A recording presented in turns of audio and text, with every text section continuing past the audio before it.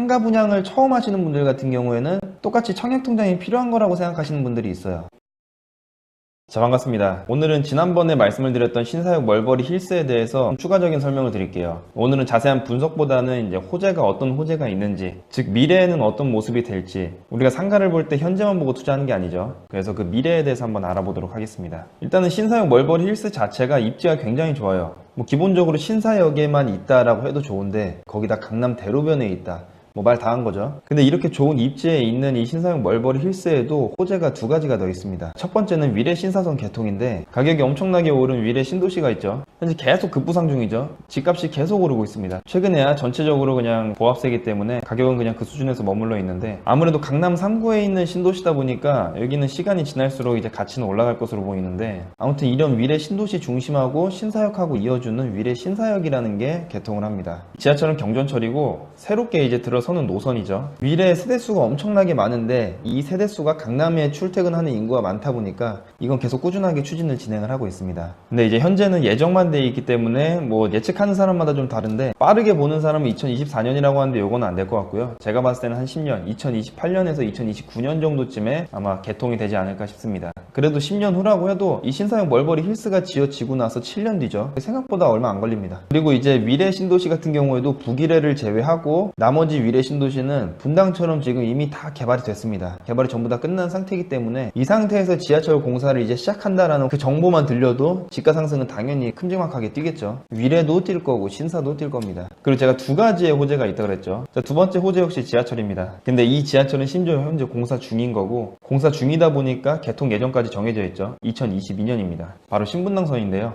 현재 신분당선은 강남까지 이어져 있죠. 광교, 수지, 판교, 양재, 강남 이렇게 이어주는 정말 황금 노선인데 현재 강남대로를 가서 보셔도 아실 겁니다. 현재 강남을 지나서 신노년, 노년, 신사까지 공사를 진행을 하고 있고요. 현재까지는 이제 신사가 마지막 역인데 또 이 신사역이 끝이 아닙니다. 이 신사역서부터 또 용산까지도 이어지죠. 그러니까 강북으로도 연결이 되니까 더 많은 수요층이 몰리게 될 수밖에 없는 곳이죠. 그리고 남쪽으로는 호메시라고 봉담까지 이어집니다. 자, 그래서 우리가 타임테이블을 좀 보자면은 2021년도에 이 신사역 멀버리 힐스가 준공이 되고 바로 1년도 안 돼가지고 2022년도에 신분당선이 개통을 하죠. 건물 지어지고 1년도 안 된 이 정신없는 기간에 이미 더블 역세권이 지어지는 거고요. 또 그로부터 이제 3년 후에 용산까지도 이어집니다. 그리고 또 이게 끝이 아니죠. 2028년에서 2029년쯤에 또 위례 신사선이 개통을 합니다. 이 강남 쪽에 고속터미널에 이어서 두 번째로 트리플 역세권이 생기는 거죠. 그리고 이 신분당선이 용산까지 이어지는 거랑 위례 신사선이 개통이 되는 거는 물론 조금 더 늦춰질 수는 있어요. 근데 우리가 여기서 중요한 거는 그 호재가 계속 남아있다는 거고 그 호재가 계속 남아있다는 거는 어쨌든 계속 집가에 영향을 미칩니다. 남들이 이만큼을 뛰면은 그런 호재가 있는 지역은 이만큼이 뛰겠죠. 그런데 이 강남 대로변 같은 경우에는 호재가 없어도 수요가 쌓여있는 상태이기 때문에 호재가 없어도 괜찮은 그런 입지인데 근데 이런 호재까지 같이 깔려있다 보니까 당연히 가격은 더 가파르게 이제 상승을 할 겁니다. 근데 이거를 사업을 하는 그 시행사 입장에서도 바보가 아니죠. 어느 정도 이 호재를 담습니다. 가격에. 이런 호재가 없을 경우에는 즉 이런 호재가 발표 나기 전에 만약 분양을 했으면 평당 5천인데 이런 호재가 발표가 됐다라고 하면 평당 9천 이런 식으로 해가지고 올려서 팔겠죠.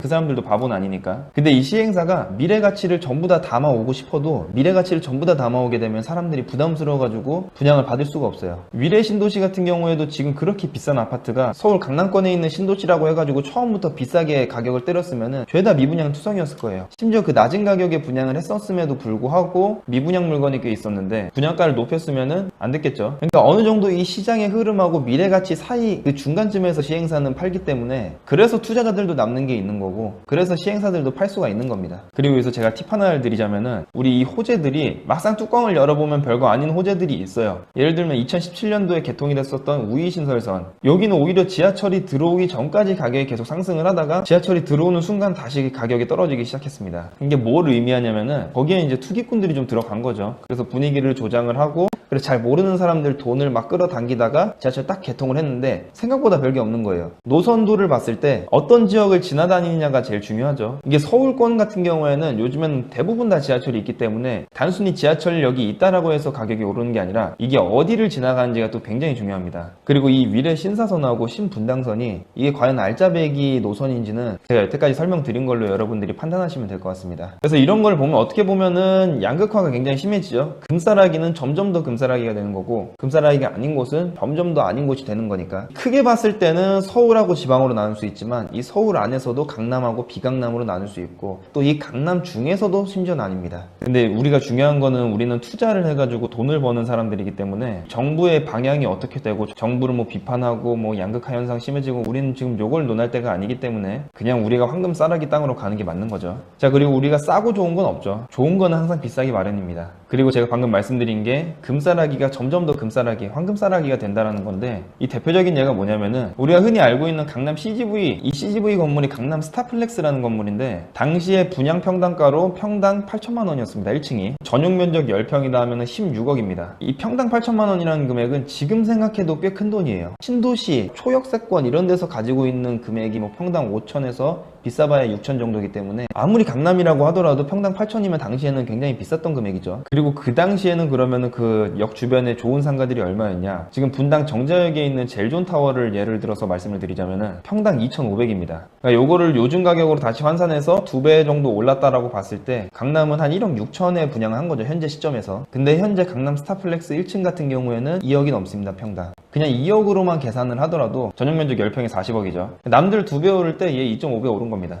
오름폭이 다른 거죠. 그러니까 우리가 요걸 보면 돼요. 젤존타워 같은 경우에는 대체제가 몇 군데 있어요. 뭐 일단 그 정자역 주변도 있고, 아니면 서현을 가도 되고, 아니면 이렇게 위례신도시나 아니면 미사신도시, 뭐 이렇게 여러 군데 대체제가 있는데, 이 강남, 특히 강남대로라는 곳은 대체제라는 게 없어요. 수요는 계속 쌓여 있고 공급이 한정적이기 때문에 가격이 더 많이 오를 수밖에 없는 그런 논리인 거죠. 그래서 이번에 분양하는 이 신사역 멀버리 힐스 같은 경우에도 그냥 처음에 가격을 딱 들었을 때는 굉장히 부담스러운 가격일 수 있는데, 이게 미래를 생각한다면은 별로 부담스러운 가격이 아니에요. 심지어 이렇게 호재까지 정해져 있고 호재가 분명하기 때문에 요건 절대 비싸다고 볼 수는 없죠. 근데 이제 다만 이 신사역 멀버리 힐스 이 안에서도 좀 오를 자리가 있고 덜 오를 자리가 있는 거지, 무조건 다 오른다라고 일단 보시면 될 것 같습니다. 그리고 2017년도서부터 이 연예인들이 강남 땅을 좀 많이 사기 시작했어요. 이제 이게 무슨 뜻이냐, 그 사람들이 이제 돈이 굉장히 많죠. 그리고 강남이 계속 오른다라는 걸 알 건데, 근데 이 사람들이 정작 매입한 땅을 보면은 당연히 신사역 멀버리 힐스보다 안 좋아요. 이 땅보다 좋은 땅은 뭐 지금 거의 있을 수가 없으니까. 그리고 분명히 우리들 모르게 암암리에 연예인들도 이 신사역 멀버리 힐스에 넣을 겁니다. 이걸 뭐 장난칠지 어떻게 될지는 모르겠는데 분명한 건 넣을 거예요. 그리고 우리가 유난히 큰 상가 분양 현장들 있죠. 여러분들이 몰라서 그렇지 연예인들 항상 넣습니다. 문정동도 있고 미사도 있고 다 있죠. 연예인들 보면 이게 다 돈들이 많고 그 정보가 빠른 사람들이다 보니까 뭐 이런 거를 저희보다 먼저 알 거고 미리 준비를 했겠죠. 자금적인 부분도 그렇고요. 자, 오늘은 이렇게 신사역 멀버리 힐스 호재에 대해서 알아봤는데, 여기서 혹시나 이 상가 분양을 처음 하시는 분들 같은 경우에는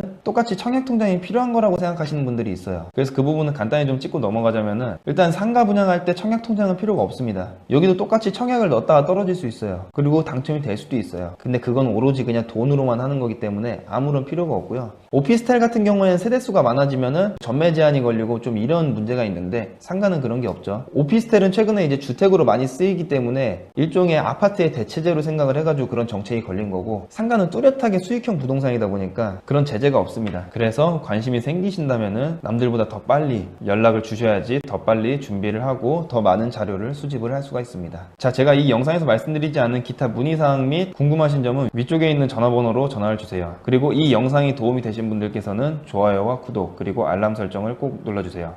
감사합니다.